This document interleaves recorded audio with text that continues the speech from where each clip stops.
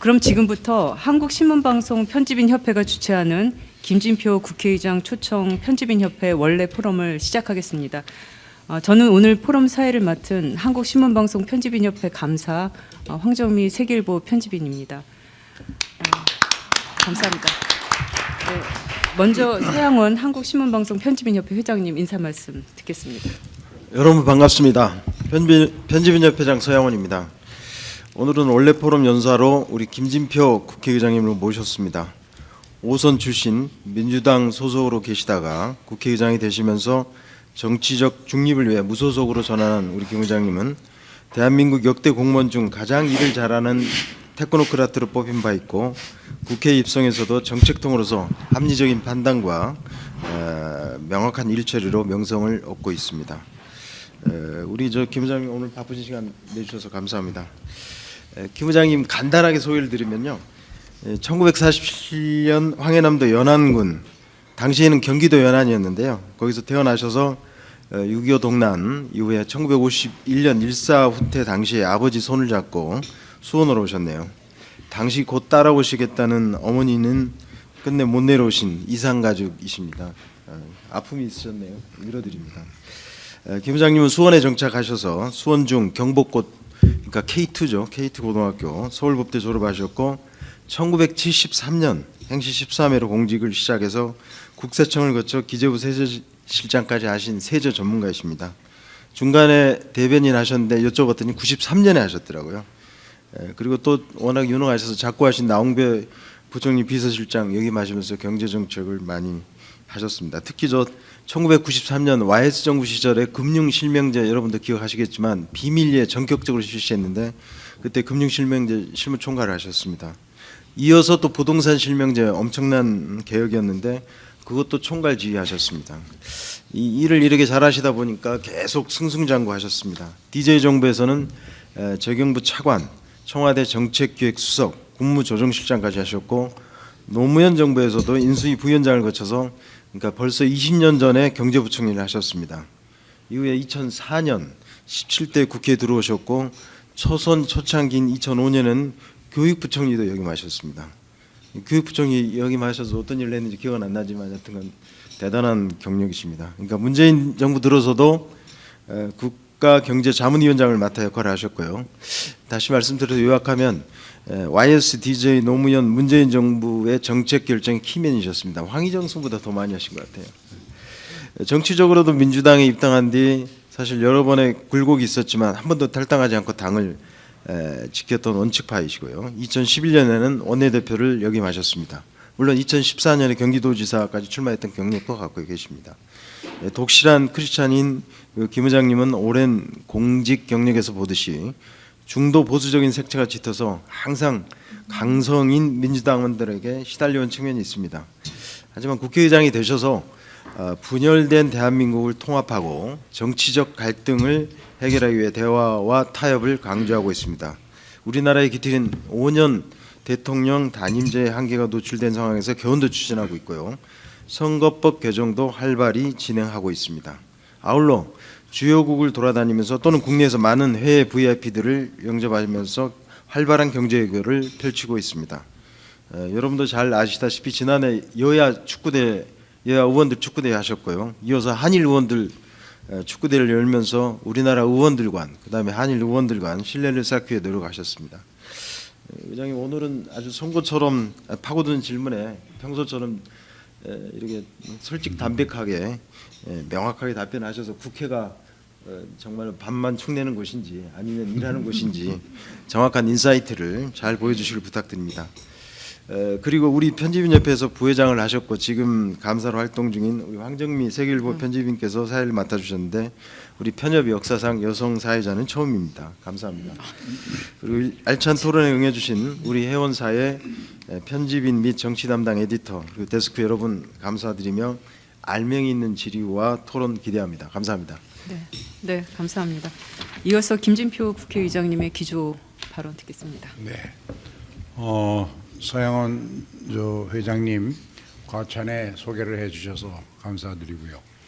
이 자리에 계신 대부분의 편집인들이 제가 되게 국장 시절에 옛날 재경원 시절에 재경원의 대변인을 할 때부터 자주 뵙던 분들인데 이제 최근 들어 제가 정치하면서 오랫동안 못 뵀던 분들을 이렇게 한 자리에서 뵐 수 있게 되니까 한 몇십 년 전으로 돌아간 것 같은 생각도 들고 정말 반갑습니다.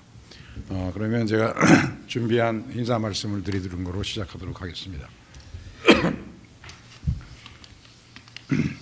신문방송 편집인 여러분, 3월입니다. 새봄이 시작되는 계절이 오고 있습니다.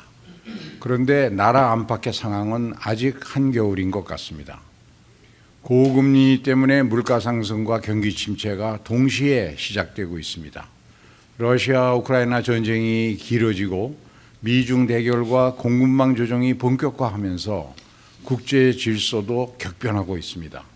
북한의 반복되는 도발 때문에 한반도의 긴장도 높아지고 있습니다. 민생 위기, 경제 위기, 안보 위기, 여러 위기가 중첩되고 있습니다. 70년대 우리가 경험했던 에너지 위기, 외환 위기, 금융 위기를 능가하는 복합 위기입니다. 여기에 저출생과 연금 문제, 기후 문제, 지방 소멸 문제까지 해결해야 하는 국가 과제들이 산더미처럼 쌓여 있습니다. 국가 전략을 신속하게 정비하고 국력을 집중해서 문제를 해결해야 합니다. 상황이 이런데도 우리 정치는 극한 대립만 반복하고 있습니다. 서로 멱살을 잡고 먼저 놓으라고 욱박지르는 형국입니다. 진영 정치, 팬덤 정치의 폐해도 극단적으로 드러나고 있습니다. 이런 이유 때문에 정치 불신, 국회 불신이 극에 이르고 있습니다. 그래서 정치 개혁이 절실합니다. 현행 승자 독식의 소선거구 제도는 사표 비율이 무려 50%에 이르는 국민의 표심을 선거에 제대로 반영하지 못하는, 적어도 국민 표심의 절반은 선거 결과로 나타나지 않는 이런 문제를 안고 있고, 이처럼 한 표만 이겨도 모든 것을 차지하는 승자 독식의 선거제도 때문에 승패에 목숨을 거는 사생결단의 정치가 횡행할 수밖에 없습니다. 이처럼 소모적인 선거제도에 대통령 5년 단임제가 맞물리면서 여와 야도 공이 5년만 버티면 된다, 이런 식으로 극단적인 갈등과 대립의 정치가 이어지고 있습니다. 이런 이유 때문에 선거제도 개혁을 위한 전원위원회 소집이 추진되고 있습니다.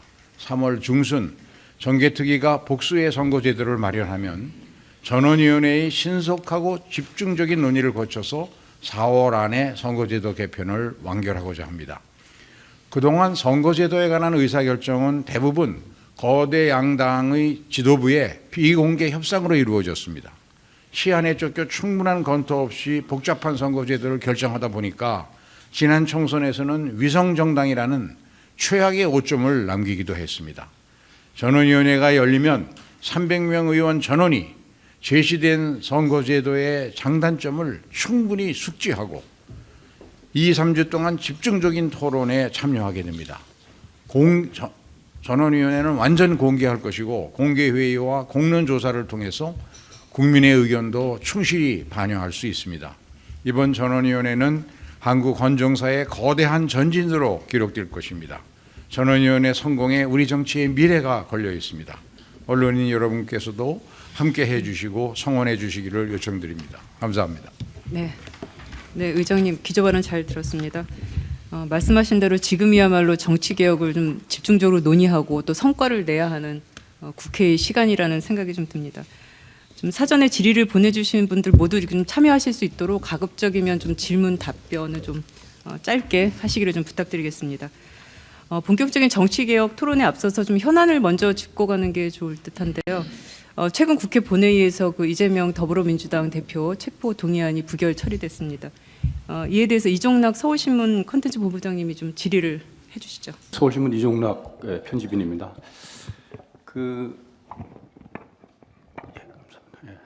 첫 질문부터 좀 의장님 좀 불편하게 하시는 그 질문이 아닌가 싶은데, 우리 그 노웅래 의원과 그 이재명 대표 등 그 국회의원 체포동의안이 연달아 부결이 됐습니다.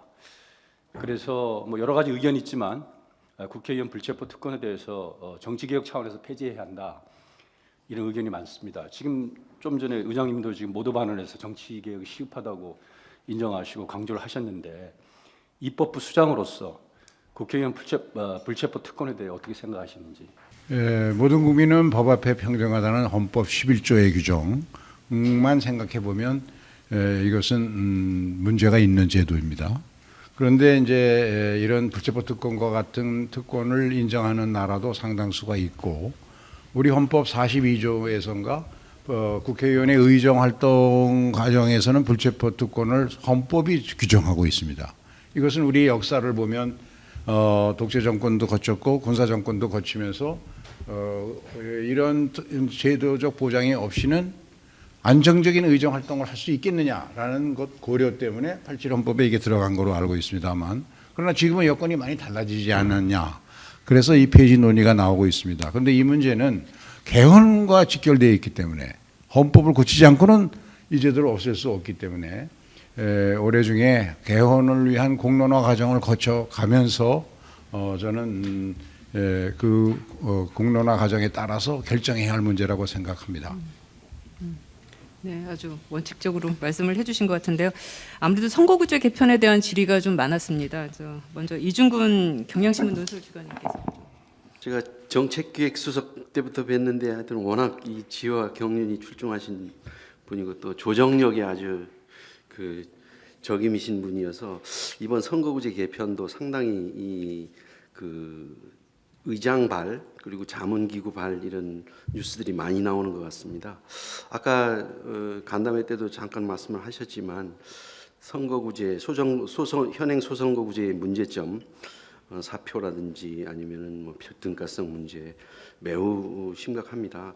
그러면서도 아까 그 지역 대표의 필요성 언급을 하셨는데 이렇게 보면은 몇 가지 한 세 가지 안 정도가 지금 제기되고 있는데 그 중에 의장님께서 그 소선거구제 개편과 맞물린 이 비례대표 의원 정수를 조금 늘리자 50명 늘리자 하는 그런 자문안을 강조를 해주셨습니다. 이 부분 그럼에도 불구하고 시민들은 상당히 그 의원들의 정수를 늘리는 부분에선 전과는 좀 여론조사를 하면 좀 달라지긴 했지만 그래도 거부감이 많은 것 같은데 이 부분은 어떻게 해소를 하실 건지 밝혀주시기 바랍니다. 앞서 이 선거구제 개편을 하는 그런 역점이랄까 아니면 원칙이랄까 이런 것도 조금 밝혀주시면 좋겠습니다. 일부 언론에서까지 제가 국회의원 정수를 늘려서 비례대표를 늘리는 쪽을 선호하는 것으로 보도가 된 게 있습니다만 분명히 말씀드리면 그거는 제 의견하고 다릅니다. 이번에 언론에 보도된 세 가지 안은 의장이 12명을 추천했고 여야 각 정당이 6명씩 추천한 자문위원회 선거제 개편과 개헌을 위한 각 분야의 전문가들로 구성된 자문위원회 언론인도 두 분 그 안에 계십니다. 이 자문위원회에서 오랜 토론을 거쳐서 결정한 안입니다. 그런데 이제 이 선거제 개편은 굉장히 내용이 복잡합니다.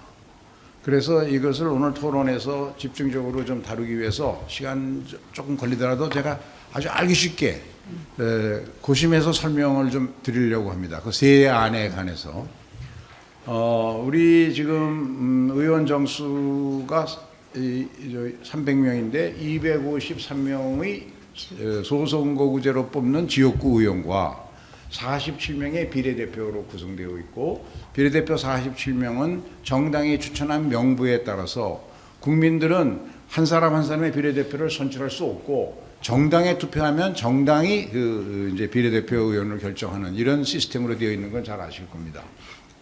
그런데 지금 대개 OECD 국가들이 국민 1인당 국회의원 1인당 국민수가 10만 명이 채 안 되는 그런 수준입니다. 근데 우리는 17만 명 수준이니까 OECD 평균에 비해서는 조금 국회의원 숫자가 적은 건 사실이긴 합니다. 그러나 여러분 말씀처럼 워낙 국회에 대한 정치에 대한 불신이 큰 지금 의원 정수를 늘리는 게 가능하겠냐라는 일반적인 인식이 있는 것도 사실입니다. 이런 상황에서 이 자문위원들이 토의하다가 이제 안을 만들었는데 맨 처음에 쉽게 이해하시기 위해서 자, 이 현행 소선구제도가 가지고 있는 아까 모두 발언에서 말씀드린 그런 문제들을 해결하고 지방 소멸의 문제, 해묵은 영호남 대결의 문제, 수도권과 지역의 갈등의 문제 여러 가지 다양한 정치 세력이 그 국회에 나와서 국민의 다양성을 대변해 줘야 되는데 국회는 딱 양대 정당으로다가 매일 서로 멱살 잡고 극한 대립만 반복하고 있으니까 이것을 협치를 좀 제도화할 수 있는 방법은 선거제 개편밖에 없지 않냐. 그러면 어떻게 해야 되느냐. 우선 비례대표를 좀 늘려야 되겠다. 그래서 이제 비례대표가 47석인데 이걸 늘리려면 지역구를 줄여야 되지 않겠습니까? 근데 이제 이 지역구를 줄이려면 현행 소선구 제도 하에서 지역구를 줄인다는 것은 사실상 불가능합니다. 이제 무슨 지역구를 통합해야 되니까 쉽지 않고 하니까 그러면 이걸 또 소선구 제도가 갖고 있는 치명적인 단점, 사표 비율이 절반에 이른다는 단점이 있으니까 이것을 중대선거구로 바꾸자 하는 이야기를 연초 기자회견 때 대통령이 언론사 인터뷰 때 얘기하셨잖아요. 그래서 중대선거구제로 하려다 보면 전국을 중대선거구로 하면 지금도 지방에 가면 경상도나 전라도는 대개 4개 군 이상이 하나의 선거구로 묶여 있습니다. 충청도도 그렇고요. 강원도는 뭐 더 그렇고. 그런데 거기다가 중대선거구를 하게 되면 인구 비례로 해야 되니까 6개, 8개 군을 하나의 선거구로 묶어서 거기서 국회의원 1명 내면 지금보다 지역 대표성이 더 떨어지는데 그게 말이 되냐. 그리고 이제 도농 간의 격차라든가 지방소멸 문제는 더 가속화될 거 아니냐. 그래서 그건 안 되니까 우리나라에서는 전체로 중대선거구 할 수 없으니 자문위원회에서는 수도권하고 지방은 인구 한 100만 이상의 대도시, 그러니까 광역도시, 특례시 이런 데가 되겠지요. 그런 데만을 중대선거구로 묶어서 중대선거구로 하다 보면 지역구 의석수를 줄일 수가 있습니다. 몇 개의 선거구를 통합하니까. 그래서 그렇게 해서 한 20개 내지 30개 정도의 지역구를 의석을 줄이면 그것을 비례대표에다가 넣어서 비례대표를 뽑는데 지금까지 비례대표를 뽑는 방법이 유권자는 선택권이 없고 정당이 마음대로 하니까 본래 비례대표의 취지는 지역 대표성이나 각 분야의 전문성을 잘 발휘할 수 있는 다양성 있는 국민대표를 뽑아서 자기들의 특성에 맞는 이해관계를 대변하라고 해서 만들어놓은 제도인데 지금까지 운영을 양대 정당 제도가 중심이 돼서 운영되다 보니까 이거를 자기 진영의 싸움 선수들, 자기 진영의 전위 부대를 확보하는 수단으로 이걸 썼습니다. 그래서 예를 들면 국힘은 검사 출신이 지배적으로 많게 되고, 민주당은 예를 들면 시민단체나 민변 출신으로 거의 100% 채우고, 이런 식으로 비례대표제를 잘못 운영하면 해왔는데 이걸 그대로 놔두고 비례대표를 갈 수는 없다. 늘릴 수는 없다.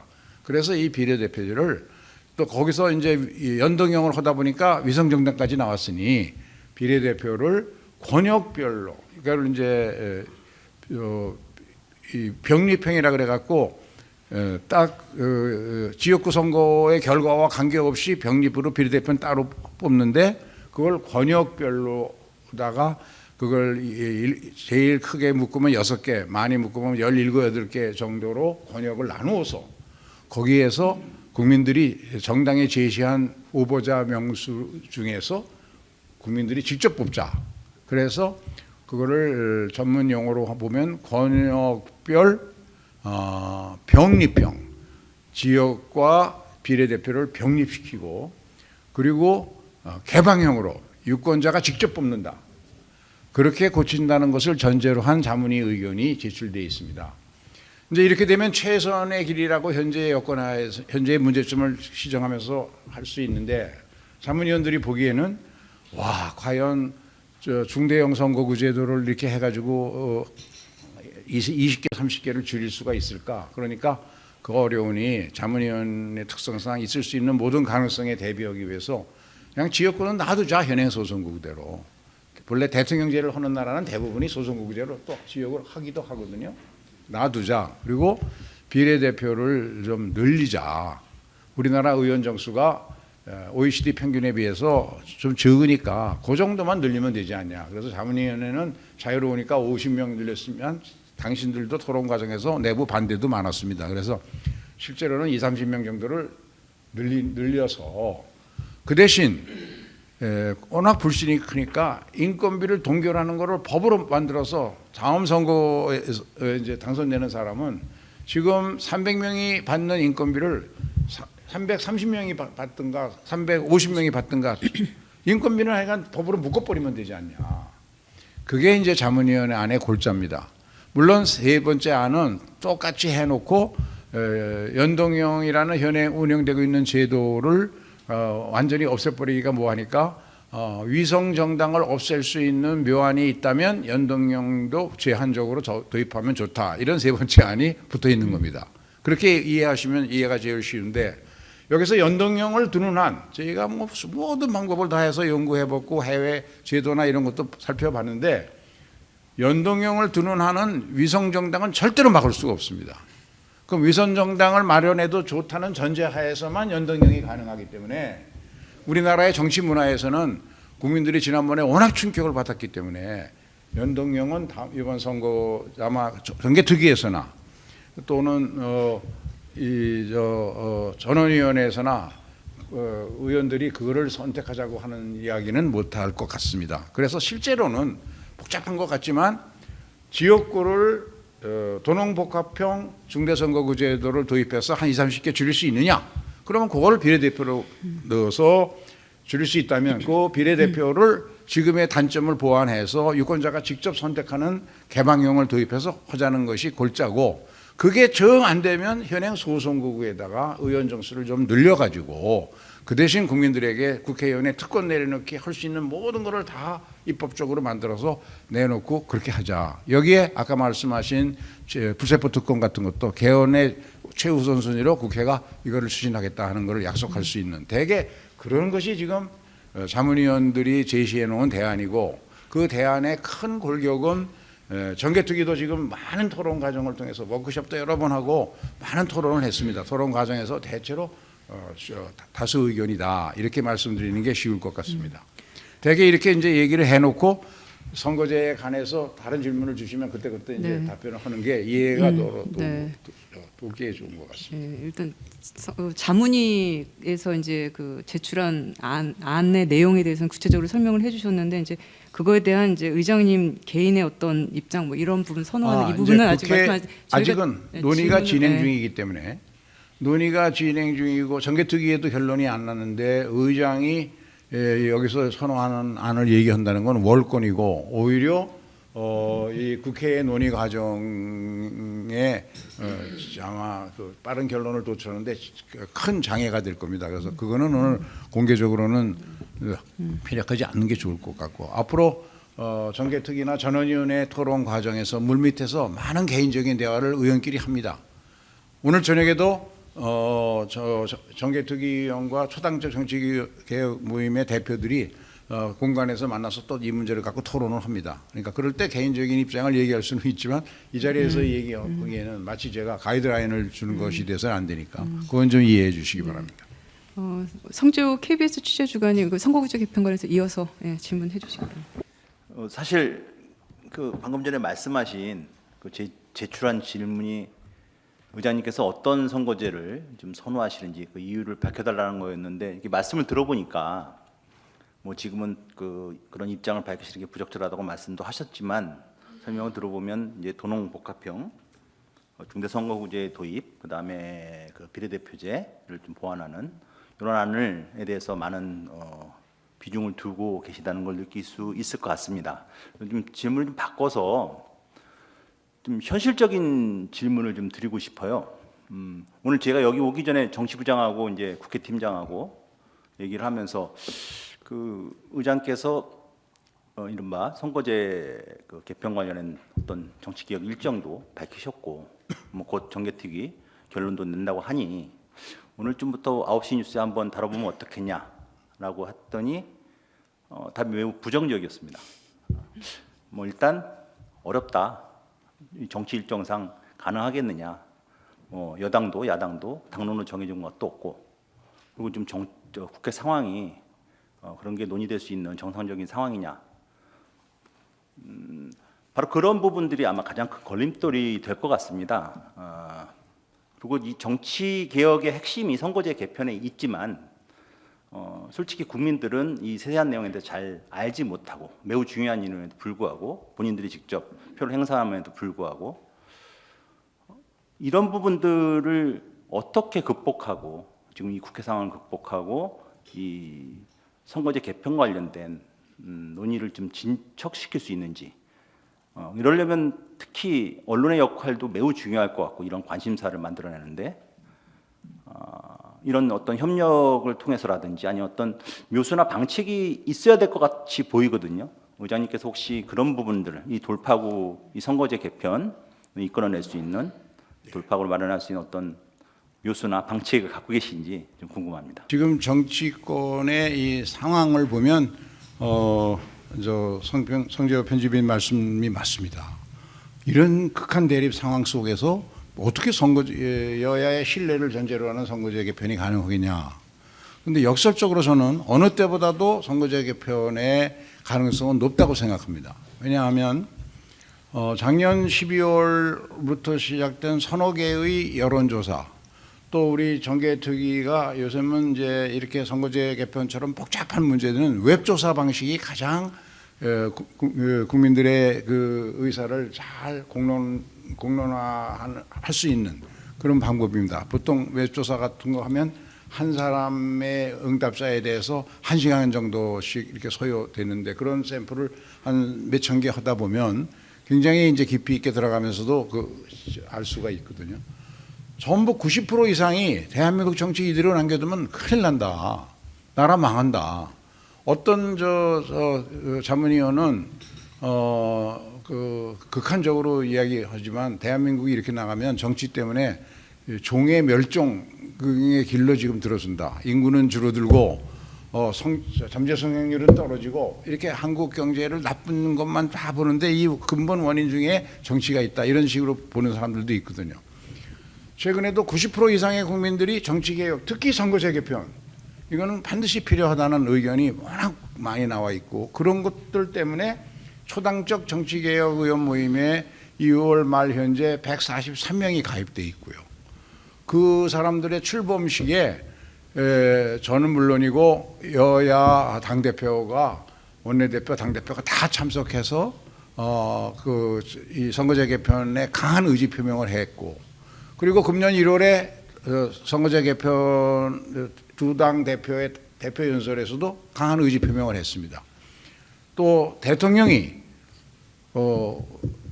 여러 차례 그런 얘기를 선거 캠페인 과정에서도 했지만 올 1월 초에 기자회견에서 그 문제를 강조한 것도 그런 민심을 배경으로 했다고 저는 생각하고, 평소에도 강한 의지가 있고 저 또한 강한 의지가 있고 어느 때보다도 무르익어 있습니다.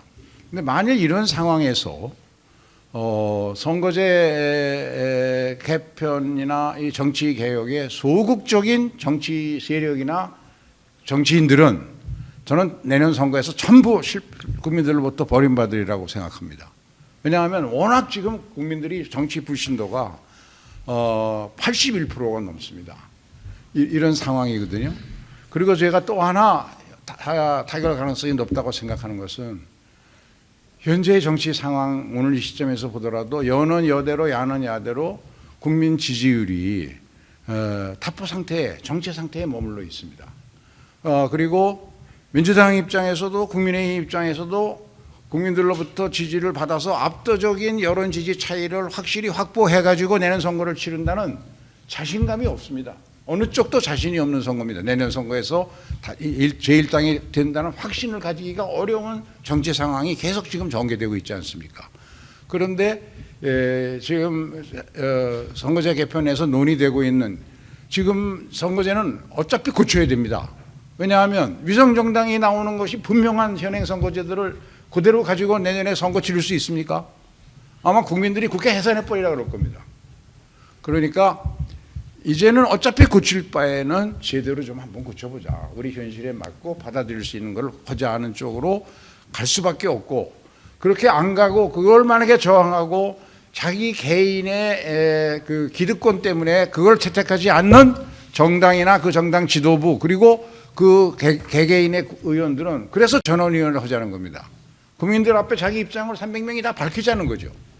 그렇게 해서 150명 정도가 서로 대화 타협해서 양보할 수 있는 안을 만들면 이 선거법 개정안은 될 수 있는 것이기 때문에 현재의 누구도 장담할 수 없는 내년 선거의 예상, 이런 불확실성이 있기 때문에 저는 오히려 이 선거제 개편은 될 수 있고, 지금이 이번 기회를 놓치면 정말 하기가 힘들다, 그런 생각을 가지고 있다는 말씀드립니다. 그래서 제가 전원위원회를 이제 제도를 구성한 것은, 본래 잘 아시는 것처럼 선거제 운동은 이제 정개특위를 만들어 가지고 여야가 워낙 내용이 복잡하고 다른 정치 현안에서 계속 여야 간에 싸움거리가 생기니까 정개특위나 이런 선거법 개정은 계속 뒤로 밀렸습니다.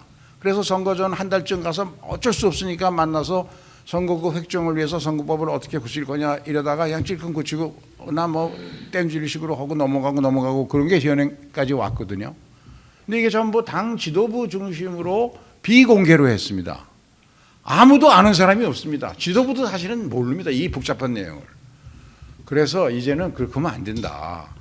국회의원 전원이 알아야, 정확하게 알고 그중에 자기 의사가 뭔지 선택한 것을 국민 앞에 당당하게 발표하고, 그렇게 해서 저는 이제 3가지의 전략 수정이 필요하다. 신속하고 집중적인 토론, 2, 3주 정도의 집중적인 토론이 필요하고, 그냥 토론이 아니라 정확하게 내용을 알고 수기민주주의적인 국민의 여론이 어떤지를 공론화 조사를 통해서 계속 반영해주고, 공개 토론을 통해서 국민들에게 정확하게 알리고, 이 과정을 거치는 3가지 전략으로 가면, 정개특위에서는, 정개특위가 그동안은 지도부를 대신해서 단일안을 만드느라고 세월을 다 써버렸는데, 제가 아예 단일안 당신들 못 만들 거다, 복수안을 만들어라. 그거는 가능하지 않냐. 정 안 되면 여당 안 하나 야당 안 하나 2개 복수안 만들면 될 거 아니냐. 그래 놓고 그걸 전원위원회에서 통합하자. 근데 제가 희망을 갖고 있는 것은 143명의 초당적 정치개혁 의원 모임에 국민의힘도 그건 50명이, 민주당은 그건 90명이 들어와 있기 때문에, 정의당은 물론 다 들어오고 그렇기 때문에, 그리고 그 들어오지 않은 사람들 중에도 대부분이 이거 선거법 이대로 가면 큰일 난다 생각을 갖고 있기 때문에, 이것을 공개적인 전원위원회를 통해서 다 표출시키면, 집중적인 토론을 공개적으로 하고 그걸 국민들 앞에서 하면, 그 공론화 조사와의 방법과 함께 3가지 전략이 이제 먹혀 들어갈 수 있다. 신속, 집중, 그리고 수기민주주의, 이 3가지 전략으로 가면 3월 중순부터 전원위원회를 해서 4월 중순까지 마치고, 사실은 그렇게까지도 안 걸릴 겁니다. 한 2주 정도만 끝나리라고 저는 확신하는데, 그리고 4월 말까지는 선거구 획정까지 끝낼 수 있다, 그런 확신을 가지고 말씀드립니다. 제가 답을 빠른 속도로 말씀드리는 게, 여러분이 참여하기도 해야 되지만 신속 전략에 맞춰서 빨리. 네, 그럼 다음에 좀 지금 말씀하신 의장님 말씀하신 관련해서 추승호 연합뉴스 TV 보도본부장께서 좀 질문 좀 해주시죠. 예, 뭐 선거제 개편이 필요하다는 것은 정치인뿐만 아니라 국민 대부분이 아마 원론적으로는 찬성을 할 겁니다. 그런데 문제는 의장님이 말씀하신 것처럼 그렇게 거기에 대한 어떤 관심이 좀 떨어지고 있는 게 사실이에요. 전원위원회에서 2주간 토론을 한다고 하는데, 과연 참여율이 얼마나 될지, 또 그 전원위원회 토론이 국민적인 관심을 불러일으킬 수 있을지 조금 의심이 됩니다. 그리고 이미 내달 10일이면 이 선거구제 획정 법정 시한이지 않습니까? 지금 상황에서 선거제 개편, 주요한 선거제 개편을 이루기 위해서는 결국 다시 여론을 불러일으킬 수밖에 없는 상황인데 뭐 의장님이 뛰셔야겠죠. 뭐 대통령제 중심 국가니까 대통령과 만나서 그러한 필요성에 대해서 조금 여론을 환기시키든지 또 여야 지도부를 집중적으로 만나서 이슈화 시키든지 의장님의 그런 어떤 작업이 없으면 저는 어려울 거라고 봅니다. 뭐 그럴 요인가 있으신지 좀 말씀해 주십시오. 전원위원회에는 16명의 운영위원이 있고 또 전원위의 의견을 집약하는 5명의 기획위원이 있습니다. 그래서 그분들과 정개특위의 17분의 의원이 아마도 전원위원회를 하면 중심적인 역할을 하실 겁니다. 그래서 저는 이제 그냥 의장으로서 전원위원회에다 맡겨놓고 있는 게 아니라 계속 물밑에서 그런 노력을 기울이려고 하고요. 말씀처럼 그러나 그렇게 쉬운 일은 아닌 건 분명합니다. 그래서 이것이 국민들이 관심을 갖고 할 수 있도록 그걸 공개 회의를 하는데 어떤 분들은 이런 얘기까지 합니다. 저녁 시간에 전원위원회를 하면 어떠냐? 한 7시부터 9시 하든가 뭐 한 8시부터 10시 하든가 그러면 뭐 방송에서 전부 중계하지 않겠냐 그러는데 제가 보기에는 그런 건 요새는 이제 유튜브가 대세니까 또 국회 방송이 있고 국회 자체가 유튜브를 10여 개 운영하고 있으니까 그걸 통해서 공개해서 그 국민 이제 여론을 좀 이렇게 하려고 그러고 공론화 조사를 계속해서 그것을 언론에 발표하고 하는 과정도 하려고 하고요. 여야 지도부 만나는 건 중요한데 지금 아쉽게도 아까 말씀드린 것처럼 국민의힘이 지도부가 형성이 안 돼서 이제 최종적으로 늦어도 12일에는 다 결정되니까 뭐 8일에 결정되면 바로 9일부터라도 이제 저하고 만날 기회가 만들어지니까 의장이라는 게 어느 한쪽만 만날 수가 없습니다. 같이 만나는 장을 자꾸 마련하고 지금도 어제 저녁에 정개특위위원과 자문위원들 간에 또 연석 공개 만찬 토론회를 했고 오늘 또 수상조 정치개혁 모임과 정개특위위원들 간에 핵심 토론을 하고 이렇게 계속해서 이제 동력을 모아 나가는 노력을 하고 있습니다.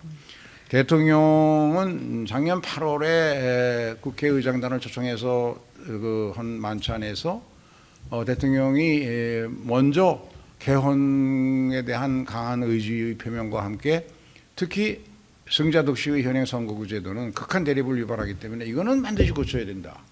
그 말씀을 강조해서 하셨습니다. 우리 의장단이 먼저 한 게 아니라 대통령 스스로. 그런데 이제 그 의지를 제가 읽을 수 있었던 것은 올해 초에 똑같은 이야기를 특히 선거제에 관해서 강조해서 말씀드렸기 때문에 대통령의 의지는 분명한데 다만 이제 대통령과는 여러 가지 방법으로 제가 지금 소통을 하고 있어서 적절한 기회가 오면은 적절한 타이밍에 대통령의 의지를 다시 한번 온 국민이 확인할 수 있도록 하는 일이 필요하다. 근데 지금은 정개특위가 아직 복수안도 안 만든 단계여서 그 복수안이 만들어지고 전원위원회가 열려야 그 국민적 공감대를 만드는 그런 열기를 만들 때 도움이 되실 때 그때 한번 이제 그런 기회를 만들어 볼까 하는 생각을 가지고 있습니다. 저는 말씀드립니다. 그 전원이 공개 회의 하시는 거는 그거는 여야 간에 다 합의가 되고 그거는 원칙적으로 확정이 된 사안입니까? 네, 전원위원회는 본래 제도의 취지 자체가 공개 회의입니다. 본회의에 올라간 안건이 여야 간에 서로 복수안이라든가 이렇게 그대로 표결하기가 어려운 경우 그럴 때 이제 상임위원회에서 하는 안건조정위원회와 같은 역할을 거꾸로 이번에는 300명 전원이 참여한 토론을 통해서 하자는 게 전원위원회 제도의 취지죠. 그래서 이것은 본래 공개 회의로 하도록 돼 있고 그리고 거기에서 이제 자기 의사도 표시하지만 그 안건을 만든 사람들 자문위원들을 상대로 질의응답도 가능한 그런 식으로 운영이 될 겁니다. 네. 하여튼 뭐 4월까지 선거구 획정이 이루어진 적이 지금까지 단 한 번도 없었는데요. 하여튼 뭐 의장님 리더십하에서 가능할지 일단 지켜봐야 될 것 같고 그 다음으로 좀 개헌으로 좀 질의를 좀 넘어가야 될 것 같습니다. 김성탁 그 중앙일보 논설위원께서 그 승자 독식의 선거제도의 문제 이게 이제 지역구 국회의원 선거에 대해서 얘기 그동안은 토론을 했는데요. 이게 뭐 비단 국회의원 선거뿐만 아니라 대선도 마찬가지지 않습니까? 지난 대선은 역대 가장 적은 표차로 끝났고, 그리고 그동안 우리나라의 대통령의 권한이 과도하다는 그런 문제의식은 많이 있었는데, 그런 대통령제 하에서 지금은 또 이제 야당이 역대 최대 규모의 여소야대 구도로 있습니다. 그런데 이제 두 권력이 커진 와중에 지금은 거의 뭐 국회 법안 처리도 되지도 않고 사사건건 갈등하기 때문에 뭐 거의 이제 정치 마비라는 지적을 받고 있습니다. 의장님은 이제 선거구제 개편과 함께 취임 이후에 줄곧 여러 인터뷰에서 개헌 관련된 말씀을 하셨고요. 내년 총선에는 개헌할 수 있도록 준비를 하시겠다고 했습니다.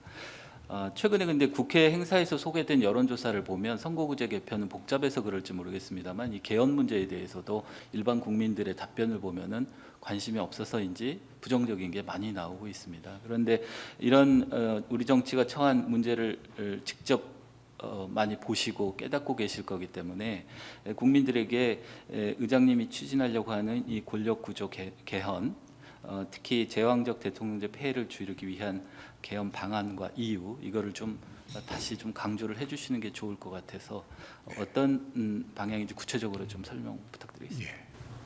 먼저 개헌의 필요성에 대해서는 많은 국민이 공감해주고 계신 것 같습니다.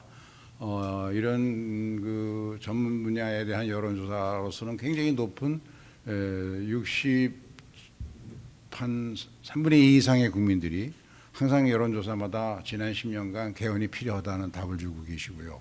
전문가들은 90%, 국회의원은 93%가 최근의 여론조사에서도 개헌은 반드시 해야 된다라고 얘기하십니다. 그 이유는 우리가 87 그 개헌 현행헌법 개헌을 하고 그때 우리가 개도국 시절에 이제 해서 중진국을 거쳐서 이제 선진국의 문턱까지 오는데 숨가쁘게 달려오는 37년간 현행 헌법은 그 역할을 또 많이 했겠죠. 근데 그때 우리 정치 구조가 권력 구조의 특성이 대통령 중심제, 세계 유례가 없는 강한 대통령의 권한이 집중돼 있는 그런 대통령 중심제로 왔는데 이제 지금부터는 선진국이 문턱까지 와가지고는 세계 초일류 국가들과의 경쟁에서 이겨내야 진짜 선진국으로 진입할 수 있는데 세계 초일류 국가들을 보면 어떻게 경쟁을 해야 될까? 결국 국민 한 사람 한 사람의 이 창의성과 다양성이 최대로 발휘되게 해야 된다. 그러려면 정치적인 모든 결정, 정책 결정에도 그거를 결정에 참여하는 사람들, 이 사람들이 선거제 개혁과 함께 개헌을 통해서 다양성을 반영할 수 있는 사람들이 내각에도 들어와야 되고 국회에도 들어와야 되는 이런 것이 필요하고 그 권력도 나누어져야 한다. 여기에 많은 국민들이 느끼는 것 같습니다.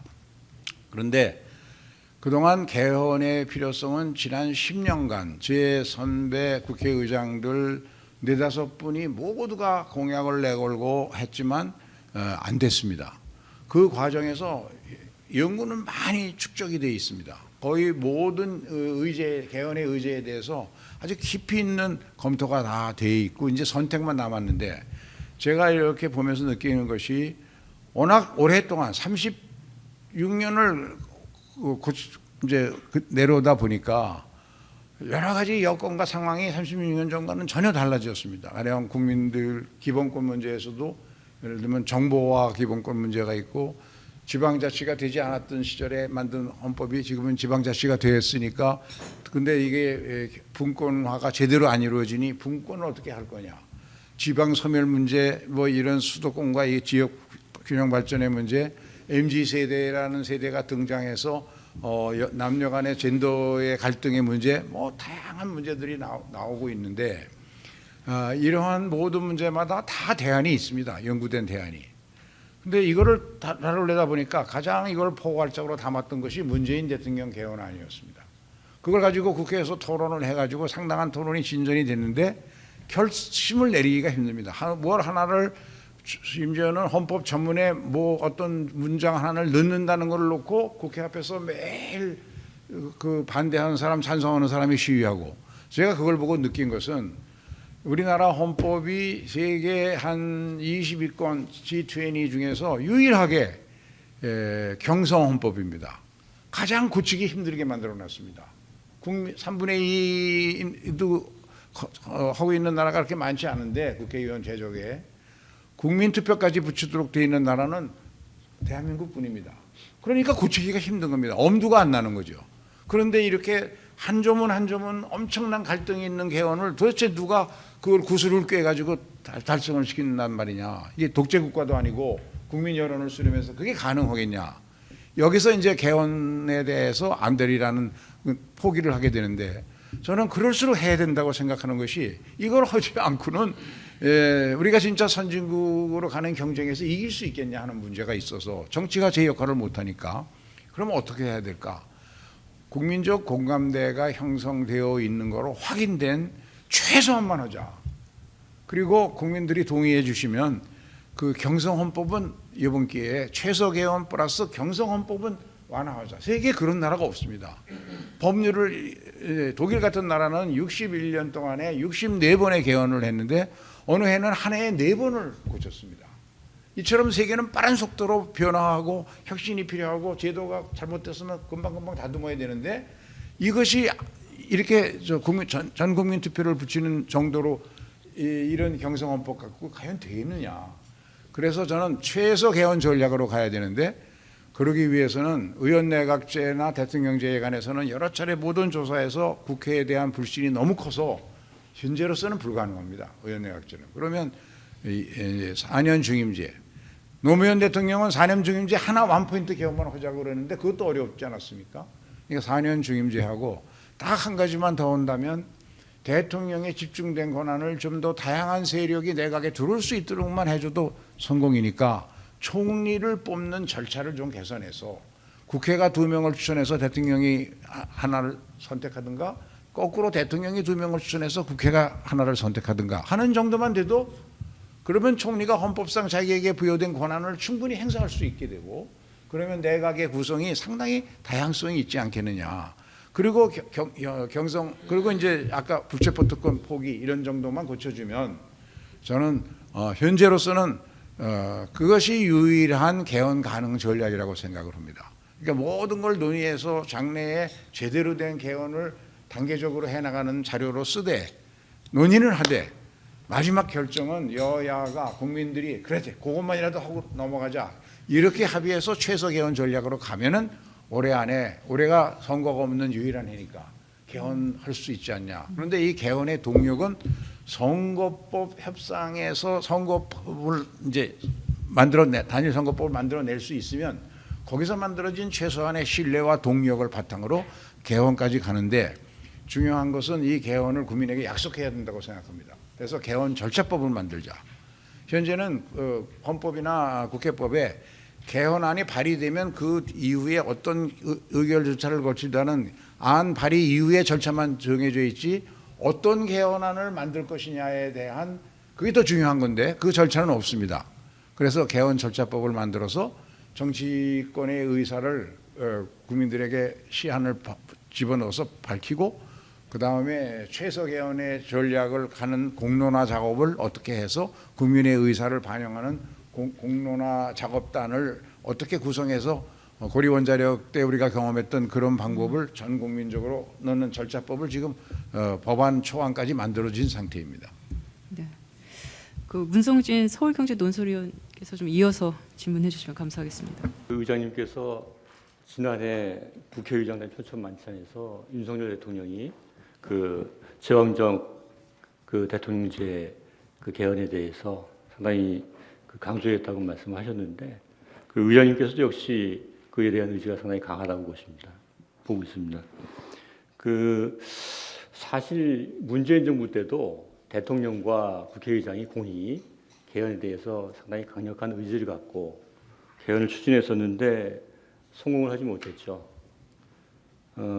그때 실패한 개헌이 지금 윤석열 정부에서 그 가능하다고 보시는지 그렇다면 그 가능하다고 보는 이유는 뭐가 있는지 궁금합니다. 그때하고 지금하고 만약 다른 조건이 있다면 어떤 것인지 말씀 부탁드리겠습니다. 역대 모든 대통령께서 선거 캠페인 과정에서는 다 개헌을 주창을 하십니다. 그런데 이제 대통령이 5년 단임제라는 특성에서 대통령이 당선되면 5년이라는 기간이 굉장히 짧게 느껴지니까 그 안에 평소에 공약으로 내걸었던 다른 중요한 공약을 실천하려면 이게 개헌이 모든 동력을 빨아들이는 블랙홀로 작용하지 않을까. 그래서 개헌을 자꾸 뒤로 미루고 그러다가 집권 후반기로 가서 개헌하려고 그러면 이제 동력이 떨어지고 추진력이 부족해서 이제 실패하고, 그 다음에 여야가 모두 다음 선거가 임박하면 개헌 가지고 이해득실을 따지다 보니까 못하고, 이런 식으로 해서 개헌이 안 됐습니다. 근데 이제 저는 우선 대통령이 개헌에 관해서 어떤 대통령보다도 뭐 선거 캠페인 과정에서 굉장히 강한 의사 표명을 하셨고, 또 저희 의장단과 만찬에서도 대통령이 먼저 그걸 주창을 하셨고, 그런데 그런 점도 있습니다. 그러나 대통령도 역시 지지율이 지금 뭐 야당도 그렇지만 여당도 답보 상태에 있고, 또 본인이 하시고 싶은 소위 노동개혁, 뭐 연금개혁 등 개혁을 추진하는데 이게 혹시 블랙홀로 작용하지 않을까 하는 걱정을 하고 계시리라고 생각합니다. 그래서 저는 그래서 최소 개헌으로 가는 수밖에 없다. 모든 거를 다 하려다 보면 실제로 되지도 않고, 그러니까 이 최소 개헌의 원칙으로 가고 여야가 선거법 협상에서 이루어진 신뢰를 바탕으로 합의할 수만 있다면 그 최소 개헌의 포인트를 맞추면 갈 수 있지 않을까. 그리고 또 하나는 개헌에 내놓고 반대하기도 힘든 상황입니다. 어느 정치 세력이나 어느 정당이나 그냥 뒤로 미루자, 뭐 좀 두고 생각하자, 이 정도밖에는 그게 이제 반대하는 표현이겠죠. 근데 그렇게 하면 워낙 정치에 대한 불신이 지금 높은 상황이고, 개헌에 대한 여론조사 응답률은 굉장히 개헌에 대해서 지지율이 높기 때문에, 그러면 그것이 오히려 국정 동력을 빼앗길 거다. 만일 여권에서 그런 개헌에 주저하게 되면, 그러니까 최소한에만 정해서 여야가 합의해서 개헌을 추진하게 되면 그것은 서로에게도 도움이 된다. 그리고 역시 드리고 싶은 말씀은 내년 4월에 총선이 있고 개헌을 하려면 그 전에 해야 되는데, 내년 4월 총선은 지금 현재의 상황에서는 여도 야도 누구도 결코 승리를 장담할 수 없는 상황입니다. 그래서 역설적으로 저는 선거제 개헌과 똑같은 논리로 최소 개헌 전략으로 가면 개헌도 성공할 가능성이 높다. 이런 생각을 가지고 있습니다. 네, 저 개헌 그 마지막 관련해서 윤관옥 인천일보 미디어 국장님께서 질문해 주시죠. 의장님께서 언론을 통해서 많은 말씀을 좀 쏟아내고 계시는데요. 일단 핵심적인 건 작년에 이제 대통령과 만났을 때 진정성 있게 논의를 하셨다라는 부분들도 있었고요. 승자도시 구조 개선이랄지 선거제도 개편, 또 개헌의 필요성, 특히 개헌의 필요성 부분은 이제 대통령 말씀대로 중임제 도입, 그다음에 권력 분산, 이게 요체 아니겠습니까? 제가 개인적으로 만나서 인터뷰했던 뭐 이낙연, 또 김부겸, 원희룡, 김두관, 홍준표, 뭐 하태경 이런 분들도 모두 그런 부분들에 대해서 원칙적으로 다 찬성 입장을 표시하시더라고요. 다만 이런 부분들을 이제 독일식 방식을 의회 민주주의를 채택할 건지라는 부분들에 대해서는 개별적인 시각차는 있겠습니다만, 어찌됐든지 지나친 대통령 중심제의 한국 사회의 정치 구조는 개헌이나 개별 법률을 통해서 고쳐야 된다라는 데 대해서는 이견은 없는 것 같습니다. 이제 문제는 그게 이제 실현이 될 것인가라는 부분인데요. 그래서 오죽하면 의장님께서도 이 개헌을 하기 위해서 헌법 개정 절차법을 만들고 일단 그렇게 해서 신속하게 국회 의결로 가능할 수 있도록 하자라는 의견을 또 갖고 계신 것 같고요. 특히 이제 필요하다라면 이 국민투표가 아니라 국회 의결로도 가능할 수 있도록 좀 단순화하자라는 그런 아이디어의 일환 아닌가 이렇게 좀 받아들여지고 있는데요. 그런데 그렇게 된다라면 만약 일단 이제 두 가지인데요. 첫째는 국민투표가 생략이 돼버리고 국회 의결로 가능하게 된다라고 한다라면 이거 자체가 어찌 보면 헌정 질서가 훼손되는 거 아니냐. 국민의 주권이 과정적인 부분에서 치환이 돼버리는 생략이 돼버리는 이런 큰 실수를 범하는 게 아니냐라는 주장이 나올 수도 있을 것 같거든요. 거기에 대해서는 어떤 반박 논리를 제시할 수 있으신지 궁금하고요. 두 번째는 물론 말씀대로 위기가 기회이기 때문에 이렇게 극한 대립 상황에서 오히려 더 드라마틱한 어떤 합의 이런 부분들이 나올 수도 있다고 물론 전망은 할 수 있겠습니다. 그렇지만 현실은 너무나도 대립이 좀 까다로운 어떤 상황인데요. 이런 상황에서도 불구하고 의장으로서 여야 대표진이랄지 정치 관계자들과 물밑 대화를 통해서 뭔가 진전되고 있는 부분들이 혹시 오픈 가능하다라면 좀 알려주셨으면 감사하겠습니다. 아까 제가 이제 그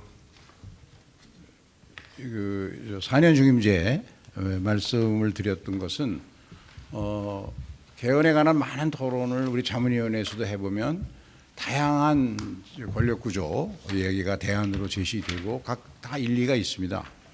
그런데 국민 여론 현재 개헌제 절차는 잘 아시는 것처럼 국회에서 3분의 2 이상의 동의를 거쳐서 동의가 되는 경우에 한해서 국민투표에 붙여서 또 과반수의 찬성을 받아야 되지 않습니까?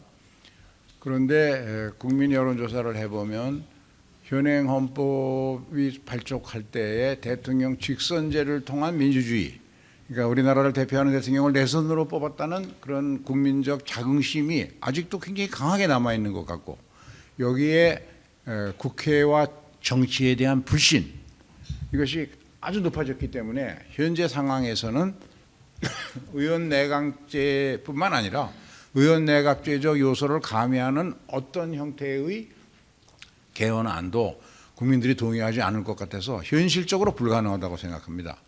그런데 개헌을 10여 년간 추진해 왔지만 못한 이유가 결국 그 많은 논의는 무성한데 국민들의 동의를 3분의 2의 동의를 받을 수 있을까? 아니, 과반수의 동의를 받을 수 있을까? 이것 때문에 못한 것 아니겠습니까? 그런데 개헌이 성공하려면 당연히 현행 헌법의 절차를 밟아서 3분의 2, 과반수의 국민투표를 붙여서 과반수의 동의를 받아야 되는데, 그러려면 전략적으로 단순화하고 국민 대부분이 공론화 조사 등을 통해서 확인한 의사대로, 그러니까 4년 중임제와 그 다음에 대통령의 지나친 권한 집중을 좀 막을 수 있는, 지금 총리가 제대로 역할을 못하고 있다는 비판이 그동안 많았으니까 헌법상 부여된 강요에 대한 임명 제청권, 그리고 임명 건의권, 이거를 제대로 행사하는 총리가 들어온다면 좀 내각 구성도 다양해지고 대통령의 그런 전행을 막을 수 있지 않을 것인가 하는 의견들이 많습니다. 제가 공관에서, 이건 뭐 사적인 얘기입니다만은, 역대 선배 의장들을 한번 모시고 토론을 하시는 거를 저는 말 안 하고 가만히 들어보기만 했는데, 이제 현재에 나타난 오늘 우리 토론 과정에서 나온 극한적인 정치 대립, 의회 정치가 실종됐다 뭐 이런 걱정하시다가, 그럼 언제가 가장 잘 됐냐, 우리들이 정치 수십 년 했는데 이구동성으로, 그러니까 진보 정당 출신이든 보수 정당 출신이든 모두 7분이 다 이구동성으로 공감하시는 것이 김대중 정부 때가 제일 의회 정치도 또 대화와 타협의 정치가 무르익었다, 이 말씀을 하시더라고요. 그러면서 이유가, 김대중 정부 때는 총리를 한 번도 자기 세력으로 임명을 못하지 않았습니까? DJP 연합으로 출범해서 그 포철 그 창업자 박태준 총리, 이한동 총리, 김석수 총리를 거치는 동안 한 번도 진보 세력이 총리를 한 적이 없거든요. 그러니까 자연스럽게 연정 형태로 갔기 때문에 다른 세력을 대표하는 총리를 앉혀놓고 그 사람 의견을 무시해버리고 밀어붙일 수 없지 않습니까? 그런데 결과적으로 보면 김대중 정부가 아주 어려운 상황에서 출발했는데, 그러니까 외환위기 가장 빨리 극복하고 근무호기 같은 국민적 통합을 만들어낼 수도 있었고, 그리고 ICT 강국으로 빨리 도약을 하고 남북 대화도 제대로 하고 여러 가지 일을 가장 많이 한 정부로 평가를 그분들이 하시더라고요. 그리고 의회 정치도 그때 가장 무르익었다. 저는 그래서 최소 개헌을 할 때 딱 한 가지만 고친다면 총리를 선출하는 절차만 좀 보완이 돼도 그래도 지금보다는 크게 진일보하는 것이고 여기에 다음에 이제 그동안 전문가들 사이에 많이 논의된 것을 그때그때 필요할 때마다 개헌을 좀 쉽게 다른 법률 고치는 거와 비슷한 수준으로 개헌해 나가려면 이런 경성헌법 국민 투표에 붙여서 하는 거는 저 후진국이나 하고 있습니다. 왜 이게 생겼습니까? 이승만 대통령과 박정희 대통령이 약속한 임기를 안 지키고 헌법을 고쳐서 다시 출마하게 하고 국회를 없애버리고 국가재건 최고위를 만들고 이런 쓰라린 아픈 경험을 겪었기 때문에 이 경성헌법을 만든 거 아니겠습니까? 그러나 지금 우리나라 국민들 중에 대한민국에서 쿠데타가 가능하다고 생각하는 국민이 있겠습니까? 그리고 이런 식의 이제 헌정사의 그런 변개는 안 일어나니까 그러면 우리도 선진국의 문턱까지 왔는데 그런 경성헌법 제도를 이제는 다시 재고해서 이번에 개헌을 할 때 그 부분도 국민들의 뜻을 물어서 국민들이 동의해 주시면 국회 제적의원 3분의 2의 찬성으로 헌법을 고칠 수 있도록 해주는 것이 앞으로의 장래를 위해서 필요한 거 아니냐 그런 의견을 가지고 있다는 말씀을 드립니다. 아무래도 선거구제 개편하고 개헌 쪽에서 저희가 시간을 많이 활용을 했는데요. 신정수 국민일보 편집인이 좀 질의를 해주시고 좀 다음 질의하실 분들 좀 질의 또 답변도 좀 짧게 좀 압축해서 해주시면 감사하겠습니다. 예, 뭐 전 협치 관련해서 질문인데 좀 공허합니다. 지금 뭐 협치 전혀 안 되고 있고 대통령 윤석열 대통령 뭐 이재명 대표 전혀 만난 적도 없잖아요. 어제 3.1절 행사에서도 그냥 냉랭하게 그냥 악수만 하고 헤어졌습니다. 어차피 저 대통령이 야당 대표 만나는 건 어려울 것 같고요. 그래서 좀 차선책으로라도 그 의장님께서 성격이 좀 온화하고 또 합리적이고 그러시니까 여야 원내 지도부들 좀 같이 여러 가지 국회 개혁 입법이라든지 민생 입법 처리 이런 거 협조하기 위해서라도 대통령하고 관저에서 좀 한번 만나는 거 어떠신지요? 좀 초청 한번 해달라고 하실 의향 있으십니까? 네. 정치 상황이 소위 그 진영 정치 또 SNS 활성화로 국민들이 정치 의사를 매일같이 이걸로 표시하고 있으면서 나타난 팬덤 정치 이 피해가 아주 극단적으로 나타나고 있다고 생각을 합니다. 그 이유는 여러분 잘 아시는 것처럼 작년에 역대 최소 표차로 윤석열 대통령이 당선됐고요. 거꾸로 국회는 역대 최다 의석수 차이로 여소야대 전국입니다. 여기에 국회의원 선거가 1년 앞으로 다가왔습니다. 그러니까 5년만 버티면 된다가 아니라 이제는 1년만 버티면 된다. 그러니까 어떤 합리적인 대화와 타협 서로 양보가 필요한 경우에도 강경론이 각 진영에서 강경론이 득세할 수밖에 없는 그래서 이제 지금의 이런 극한 대립 상황이 나타나고 있습니다. 그래서 저는 근본적으로는 선거제 개혁을 통해서 협치가 가능한 그래서 그런 정치 구조 그러니까 협치 제도화가 꼭 필요하다. 그래서 선거제 개혁이 꼭 필요하다는 거고 이제는 국민들도 이것을 느끼고 알기 시작하시는 것 같습니다. 대통령이 그래서 승자독식의 극한 대립을 유발하는 소선거구제 이거에 대한 문제 제기를 하신 거고요. 저도 그 점에 대해서 공감하고 있고 그런데 의장으로서는 최선을 다해서 그래도 현행 제도 하에서도 여야가 만나도록 하는 일은 제가 가지고 있는 모든 수단을 총동원 해서 하고 있습니다. 예를 들면 해외 순방 갈 때 또 의원들이 해외에 나갈 때 반드시 여야가 섞여서 가도록 의무화하고 있고 안 그런 경우에 제가 사인을 안 합니다. 여야가 반드시 섞여서 가라. 그리고 의석수 비율대로 섞어서 가라.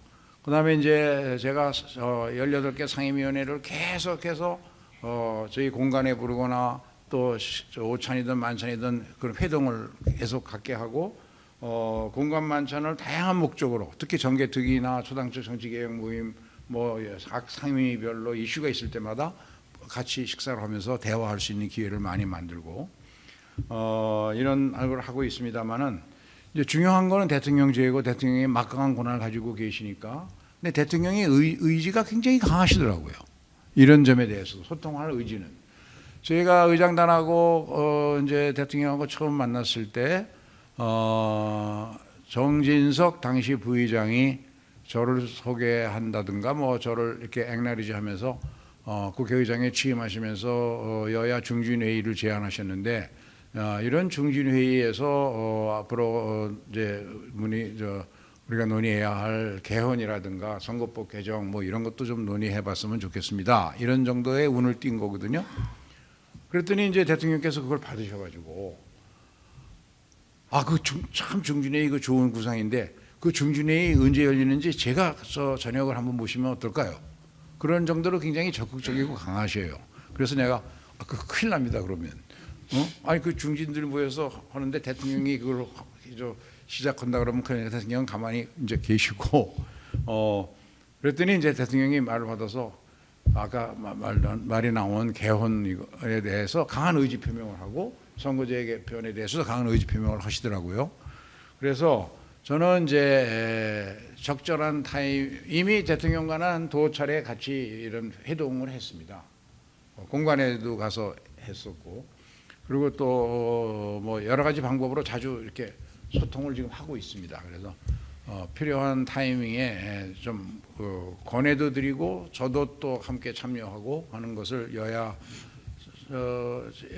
의원들 간에 여야 의원들이나 여야 정당 대표들을 함께 모여서 대통령이 같이 하는 행사를 자주 가져가는 것이 필요하다고 생각하고 그거를 몇 차례 권해드리기도 했고 아마 곧 지금 대통령께서도 여당의 전당대회가 끝나서 새 지도부가 구성되면 그런 기회를 자주 만드시리라고 생각합니다. 그렇게 저도 또 노력을 하겠습니다.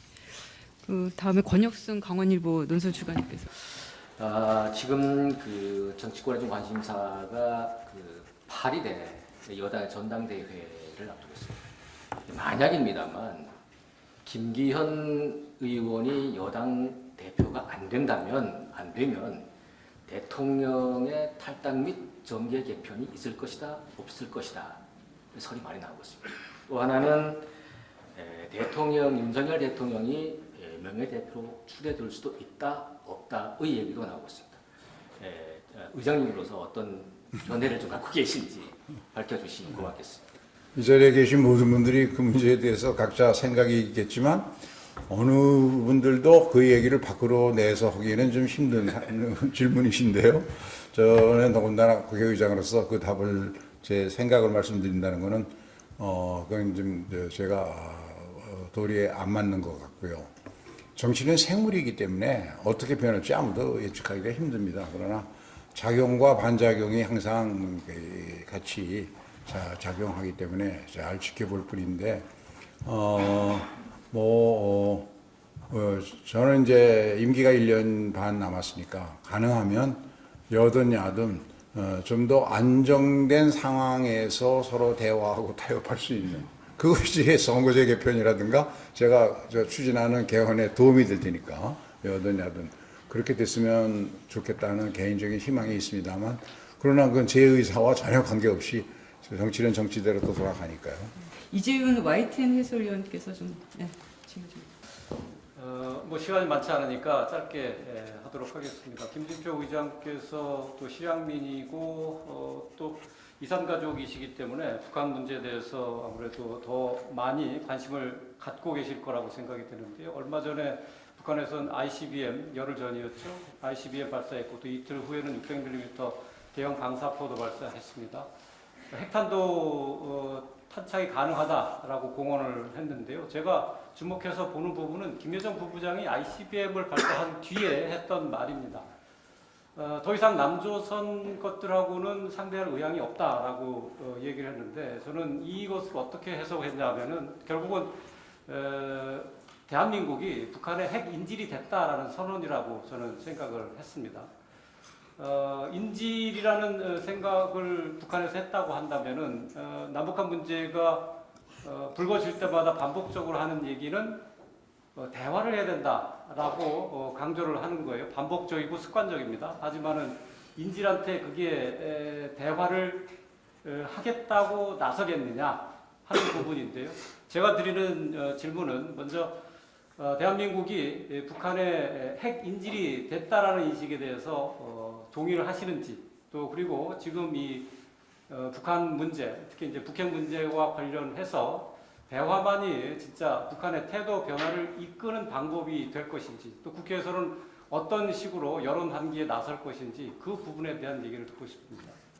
말씀 주신 김여정 씨가 남조선 뭐 상대하지 않겠다는 이야기는 트럼프와의 협상이 있기 전이나 트럼프와의 협상이 진행되는 중에도 북한은 항상 그런 태도를 취했죠. 그럼 북한이 노리는 것은 우리 모두 잘 아는 것처럼 인도나 파키스탄식의 사실상 핵보유국의 지위를 인정받기 위해서 지금 해구산을 제공하고 있는 미국과 직접 대화하겠다 이런 취지 아니겠습니까? 그래서 그거는 뭐 별로 달라진 게 없다고 생각하고요.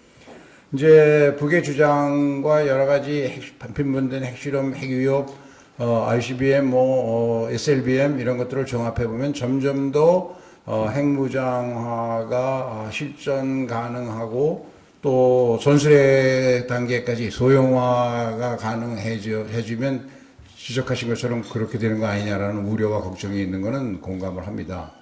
근데 이 문제에 대한 답은 사실 답이 참 어려운 거죠. 그래서 지금 현재 이제 한미일 동맹이 북에 대해서 가지고 있는 전략은 잘 아시는 것처럼 최근에 그런 강한 메시지를 양국 삼국의 군사 책임자들이 만나서 선언한 적이 있었죠.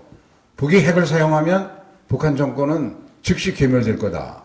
이제 그런 강한 위협과 근데 저는 이런 이제 말 대 말 싸움은 중요하지가 않고 확실한 확장 억제력을 피부에와 닿도록 가시화할 필요가 있다고 생각합니다. 그래서 그래야 대화도 촉진될 수가 있습니다. 그러니까 북이 핵을 이렇게 전술핵 단계까지로 만약에 실전 배치가 가능할 정도로 됐다고 가고 있다면 거기에 맞춰서 미국이 핵우산을 제공하고 하는 것이 일본이나 우리 입장에서 확실하게 피부로 느낄 수 있을 정도로 미국의 최첨단 전략 자산이나 핵우산이 북한도 그거를 위협으로 느낄 수밖에 없을 정도로 가시화돼야 된다. 즉각 대응이 가능하게 돼야 된다. 그것이 이제 그 확장 억제력이 말로 아니라 실질적으로 나타나도록 무슨 죽음의 백조 폭격기나 뜨고 이렇게 이런 식의 대응이 아니라 언제나 한국에 직접 배치하거나 아니면 한국에 가까운 일본에 있는 여러 개의 미군 기지에 배치하거나 적어도 괌에 배치하거나 해서 언제든지 즉각 작동할 수 있다는 단계로 갈 수밖에 없다. 그런 생각이고요. 그 다음에 이제 잘 아시는 것처럼 핵에 관한 핵을 가지고 하는 위협은 어떤 한계가 있냐면 이제 죽음의 공포 전략 아닙니까? 어떻게 생각하면 핵을 가지고 있으면 전쟁을 도발하기가 지금 러시아가 우크라이나와의 싸움에서 밀리고 있는 가장 큰 이유는 러시아에 핵이 없어서나 그래서는 아니지 않습니까? 근데 핵은 쓰면 바로 보복을 당하니까 그리고 그것은 엄청난 살상을 유발하니까 정말 3차 대전을 각오하지 않고는 도발하는 사람이 쓸 수가 없는 것이 이게 핵의 특성 아닙니까? 수십만 명이 한 발에 죽으니까. 그래서 이 문제는 그런 식으로 대응하면서도 어떤 방법으로든지 대화의 창구를 열어나가는 외교적 노력도 계속할 수밖에 없고 그래서 윤석열 정부에서도 담대한 구상 이야기를 빼놓지 않고 말끝마다 붙이는 이유가 저는 거기에 있고 그건 그렇게 할 수밖에 없다고 생각합니다. 네. 다음으로 좀 신용배 코리아헤럴드 총괄 상무님 질문 부탁드립니다. 코리아헤럴드 신용배입니다. 의장님께 이번에는 사회랑 경제적 그 이슈 문제를 하나 질문드리도록 하겠습니다. 지난 15년간 정부가 저출산 관련 대책 예산으로 한 총 380조 원을 쏟아부었다는 보도도 나왔습니다. 저출산 예산은 늘어나고 있는데 출산율은 계속 점점점 더 감소해서 통계청이 발표한 자료에 따르면 합계 출산율이 0.78명으로 사상 최저치를 기록해서 OECD 꼴찌를 지금 기록하고 있는 상황입니다. 관련해서 대통령 직속의 저출산 고령화 사회위원회도 있고 국회 인구 위기 특별위원회도 있습니다. 정부 대통령실 국회가 하나가 되어서 정책을 좀 펼치는 범국가적 그런 기구가 필요성도 지금 제기되고 있습니다. 어떻게 생각하시는지요? 그리고 의장님 개인적으로는 이 문제를 해결할 수 있는 좋은 방안이 있으면 말씀해 주시기 바랍니다. 지적하신 것처럼 우리 모두가 잘 알고 있습니다. 수십 년간 역대 정부가 엄청난 예산을 투입을 했어도 이 저출생 문제를 점점 악화되고 있는데 저는 이제 이 문제는 두 가지 답이 있다고 생각합니다. 중장기적으로 아이를 낳으면 아이는 이 나라가 키워주고 사회가 키워준다는 이런 인식이 일반화될 수 있도록 미혼모부터 모든 출생에 있어서 사회적인 인식과 이런 변화를 바꾸는 노력이 필요한데 이거는 그러니까 아이를 낳는 것이 이게 정말 축복이다 이렇게 인정받을 수 있는 사회 문화를 만들어가는 게 중요하고 이거는 많은 노력을 계속 해나가야 된다고 생각합니다만 단기적으로 효과가 나오기 어려운 분야라고 봅니다. 과거에 수십 년 전에 인구 감소의 위협을 느꼈던 프랑스, 영국 이런 나라들이 이 인구 위기를 극복하는데 결정적으로 효과가 있었던 것은 독일도 마찬가지입니다만 이민 정책을 통해서였습니다. 독일은 350만의 터키 이민을 받아들였고 터키를 중심으로 한 그리고 영국과 프랑스도 머스그레이브 북아프리카 쪽의 이민을 받아들임으로써 그분들이 이제 출산에 대한 문화, 아이를 많이 낳으니까 그런 것들을 통해서 사회 문화도 바뀌고 여러 가지가 바뀌었다고 생각합니다. 저는 지금 가장 시급한 것은 이민 정책을 근본적으로 개혁해야 한다고 생각합니다. 이미 우리나라의 다문화 가족이 100만이 넘고 120만인가 된다죠. 그리고 외국인 근로자들 와 있는 사람들 숫자 생각하면 외국인 근로자가 없이는 경제가 하루도 돌아갈 수가 없는 그런 상황인데 이민 정책은 아직도 지나치게 보수적입니다.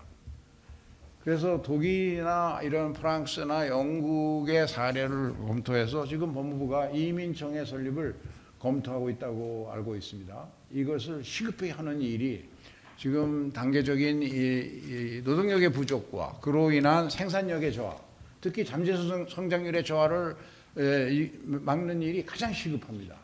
그걸 통해서 이제 우리도 다문화 사회로 가는 것을 당연히 생각하고 단일 민족이라고 하는 그런 자랑을 이제는 털어놔야 된다. 그렇지 않고는 이 저출생의 문제를 극복할 수 없다고 생각합니다.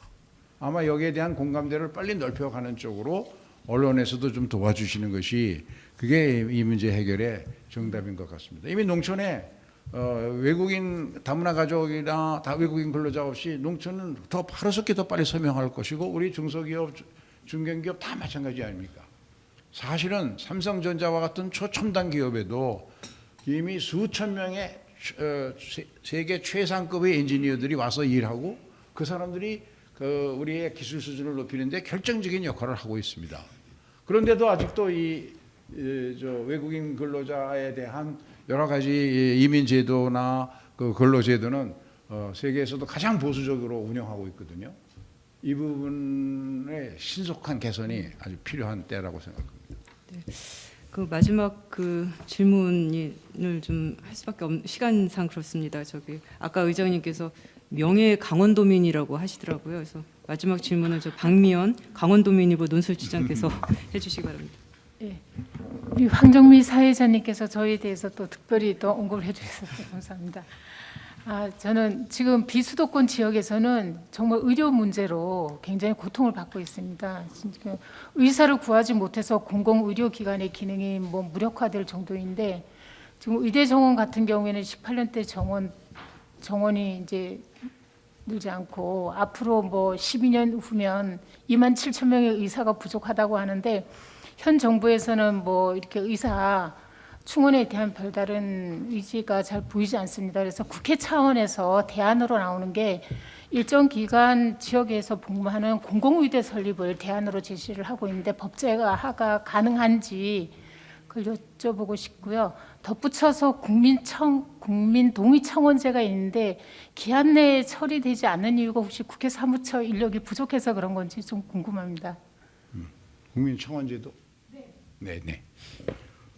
먼저 그 지역 공공의료 정책은 참 시급합니다. 뭐 연일 방송에서도 보도되는 걸 제가 봤습니다만은 그 의사들이 아마 수도권에 한 그래요. 제가 보기에 한 80%는 집중되어 있는 것 같아요. 전체 우리 면허를 받은 의사가.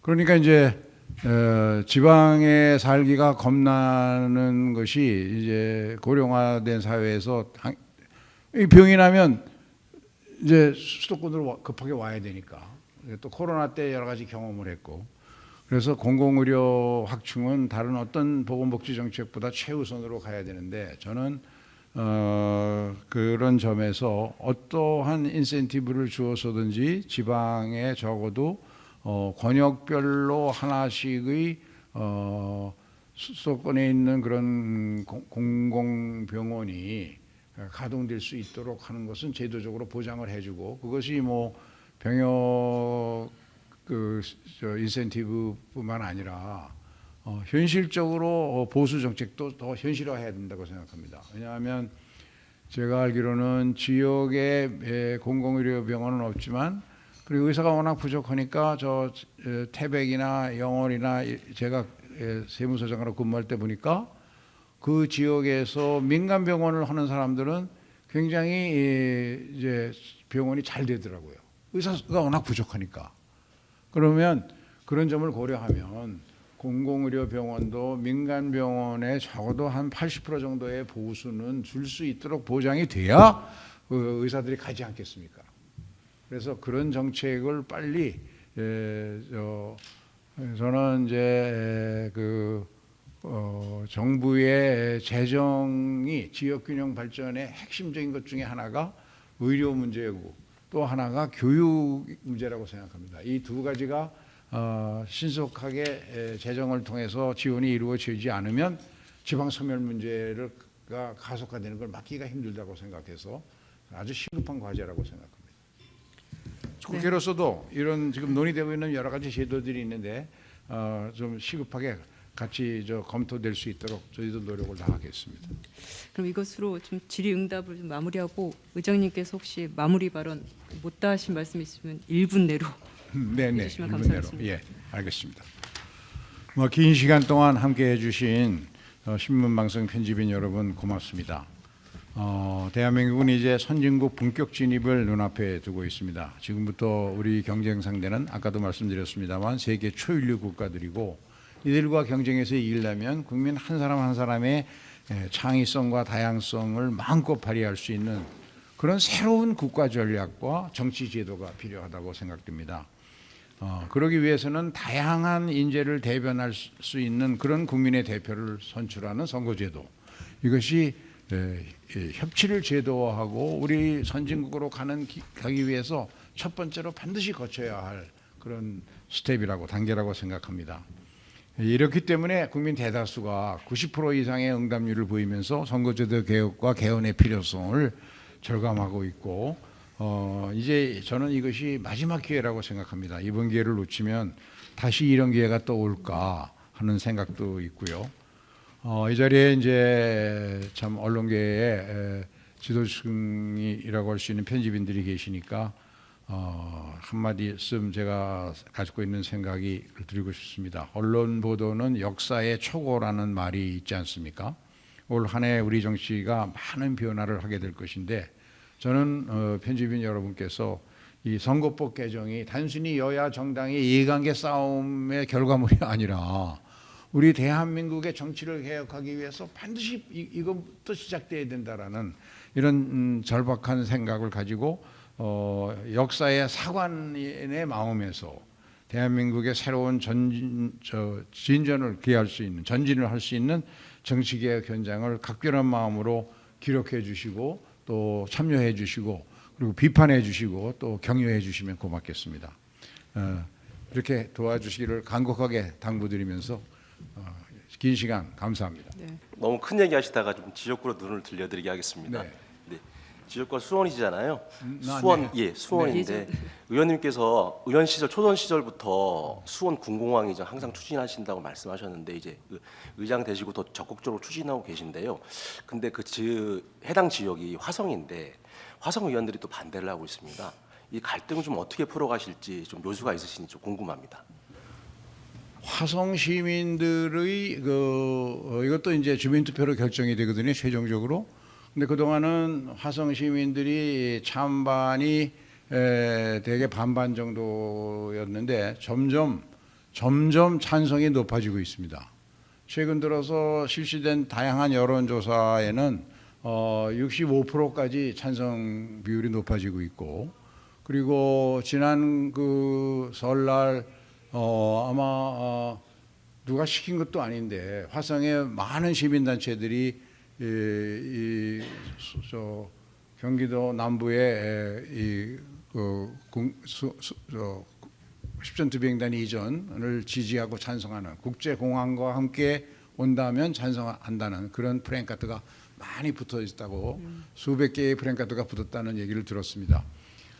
이 문제 해묵은 겁니다만은 우리나라가 이 국토의 가용 면적이 세계에서 가장 가용 면적당 인구 밀도가 높은 나라입니다. 우리나라 인구 밀도가 세계 4위인데 국토의 68%가 사람이 살 수 없는 바위산입니다. 따라서 가용 면적당 인구 밀도는 세계에서 압도적으로 1위입니다. 그래서 토지값이 비쌀 수밖에 없고 토지가 귀한데 수도권 한복판 경기도 남부 급사라기 지역에 바로 삼성전자와 붙은 지역에 거기에 현재 200만 평의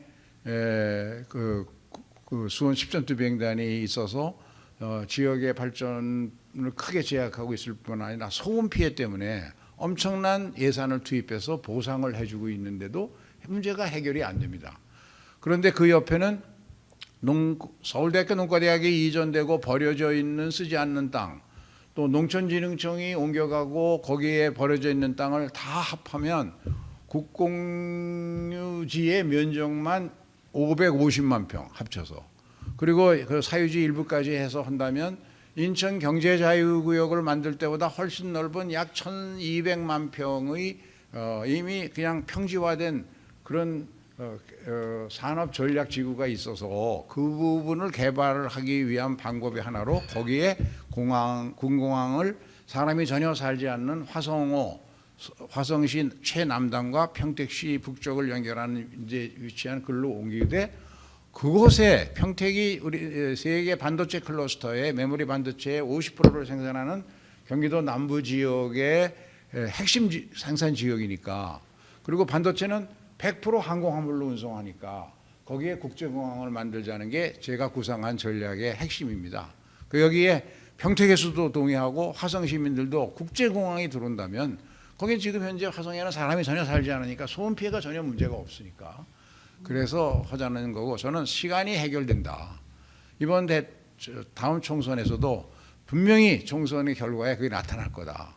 총선 결과에 이미 화성시장은 지난 선거에서 정부 정책으로 추진되면 반대하지 않겠다는 입장을 밝힌 사람이 당선이 됐고, 또 이제 이번 다음 총선에서도 반드시 그렇게 되리라고 생각합니다. 네, 아까 의장님께서 양해를 해주게 딱 한 분만 추가 질문 좀 네. 의장님 역점 사업인 선거구 선거제 개편을 위해서 여야가 좀 안정되는 게 가장 중요하다고 말씀하셨는데, 여당도 지금 복잡하지만 야당 의장님의 친정이 민주당도 상당히 지금 복잡합니다. 물론 검찰의 전방위적인 수사에 영향이긴 한데 어떻게 돌파구를 찾아야 된다고 생각하십니까? 그것도 참 답변하기 힘든 질문을 여기 다 각자 생각은 있으실 텐데 저도 생각은 있습니다만 이 자리에서 밝히기는 어렵고, 아까 제가 안정된 것이 필요하다는 것은 모든 변화가 좀 이렇게 이 폭력적이고 파괴적으로 일어나지 말고 좀 질서정연하게 각 당이 당원에 정해진 절차대로 이렇게 좀 추진되고 가는 그런 성숙한 모습이 좀 보여졌으면 좋겠다는 그런 취지입니다. 오해가 없으셨으면 좋겠습니다. 네. 그럼 이상으로 그 김준표 국회의장 초청 원래 편집인 협회 원래 포럼을 마치도록 하겠습니다. 네, 감사합니다.